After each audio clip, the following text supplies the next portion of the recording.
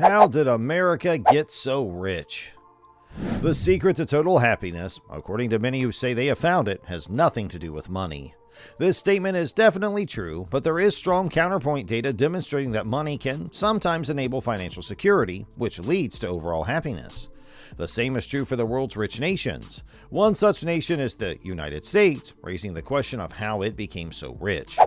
Want to know? Well, join us here on Country Facts. But before we begin, do subscribe to our channel and hit the like button. If we only looked at a country's GDP, which is the value of all the goods and services it made in one year, we would have to say that the United States, China, Japan, and Germany are the richest countries. But how could the economies of Singapore or Luxembourg, which are just small dots on a world map, ever match those of such big economies? The distribution of wealth is not measured by GDP, which is another problem. That's why dividing a country's GDP by the number of people who live there gives a more accurate picture of how people live. The per capita GDP and its growth rate tell us a lot more about the social wealth that could be available to each person and whether this wealth is increasing or decreasing over time.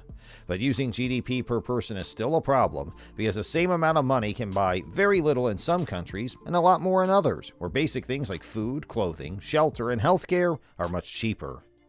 So what's the current size gap between rich and poor?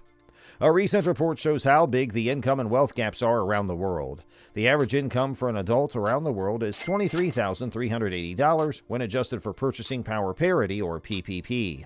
But the authors of the report say that this hides big differences between and within countries. At the moment, 52% of the income goes to the richest 10% of the world's people. The half of the world's people who are the poorest only make 8%. On average, someone in the top 10% of earners will make around $122,100, while someone in the bottom 50% will only make $3,920. And the gap is even bigger when it comes to wealth, which is made up of valuable assets and things other than income. Only 2% of all wealth is owned by the poorest half of the world's people, while 76% of all wealth is owned by the richest 10%. But the report's authors also point out that there can be big differences within countries as well. They say national average income levels are not good indicators of inequality. Even in countries with high incomes, there can be differences between people. In fact, inequalities between countries have gotten less bad over the last 20 years, but income inequality has gotten worse in most countries. The report found that the average difference in income between the top 10% and the bottom 50% of people in each country has almost doubled during this time. But how did Americans get so rich? In the United States, billionaires run most of our lives. Bill Gates, a billionaire, is one of the most well-known and generous people in the world. The richest person is one who runs Amazon, a huge online store that sells almost everything. The fourth richest person in the United States made the most popular and most hated social network in the world. So what business do these billionaires run? They probably come from the top 10 industries, which are finance and investments, technology, food and beverage, real estate, fashion and retail, media and entertainment, energy, services, sports, and manufacturing. And if we talk about poor people, how did they become poor? Some of the many causes are income inequality, inflation, unemployment, debt traps, and poor education. Most people who live in poverty have less education and end up unemployed. People who live in poverty are also more likely to end up in jail. Even though the U.S. is a relatively wealthy country compared to other countries, there has always been poverty in the U.S. There has also always been efforts to help reduce poverty, from the New Deal laws during the Great Depression to the National War on Poverty in the 1960s, and efforts to reduce poverty during the Great Recession of 2008. If we move on to the unemployment problem in the U.S., were initiatives taken by Donald Trump. Trump's main argument for the Tax Cuts and Jobs Act was that it would boost economic growth, which would create jobs, and raise wages as corporations redirected their extra cash. Companies' taxes went from 35% to 21% because of the Tax Cuts and Jobs Act. One of the most popular parts of the law was that it lets companies deduct 100% of their capital expenses. Employers are the ones who pay these levies, which are used to pay for programs like Social Security and Medicare. A small reduction of the corporate tax rate to 20% could also be looked into. Infrastructure spending has been a way for Washington policymakers to stimulate the economy for a long time, similar to what they did during the Great Depression. In November 2022, the unemployment rate in the U.S. stayed in the same at 3.7%, which was what the market expected, and stayed close to the 29-month low of 3.5% in September. Since March, the unemployment rate has been in the narrow range of 3.5% to 3.7%. This suggests that the tight job market will likely keep putting pressure on inflation in the world's largest economy for some time to come. In November, the number of people without jobs went up by 48,000 to 6.01 million, while the number of people with jobs went down by 138,000 to 158.5 million.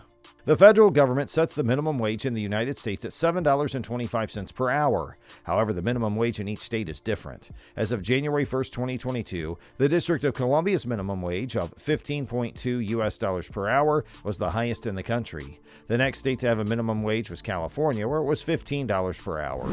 People in the U.S. usually think of minimum wage jobs as starter jobs or first jobs for teenagers and young adults.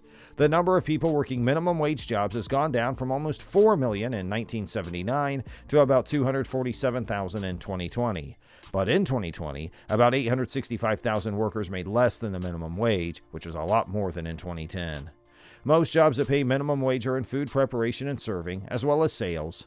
Since the minimum wage hasn't kept up with inflation and the federal minimum wage hasn't gone up since 2009, it's getting harder and harder for people who only make the minimum wage to pay for things like rent.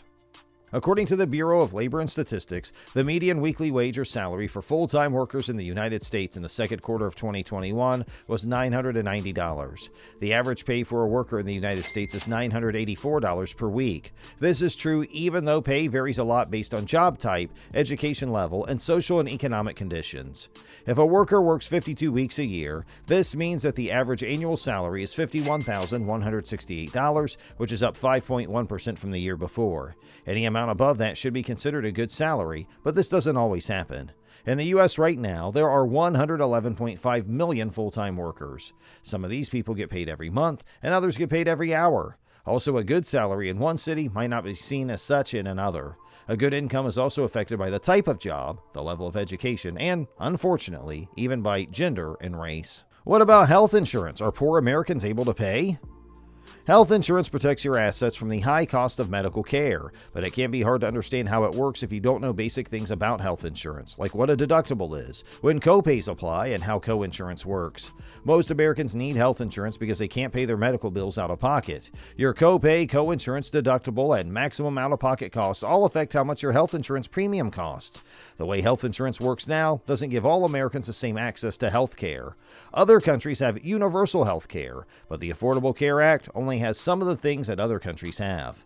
And if you don't have the health insurance to pay for your surgery, then what can be the option?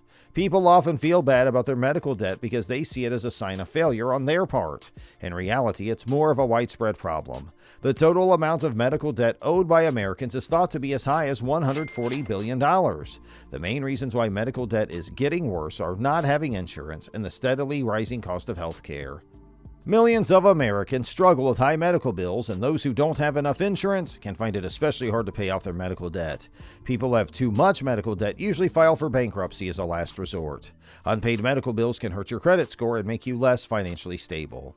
So that's all for today's video. What do you think's the solution for unemployed people? Let us know in the comments below. And if you like today's video, then please do check out more videos like this one on our channel, and subscribe to our channel and hit the like button for more updates.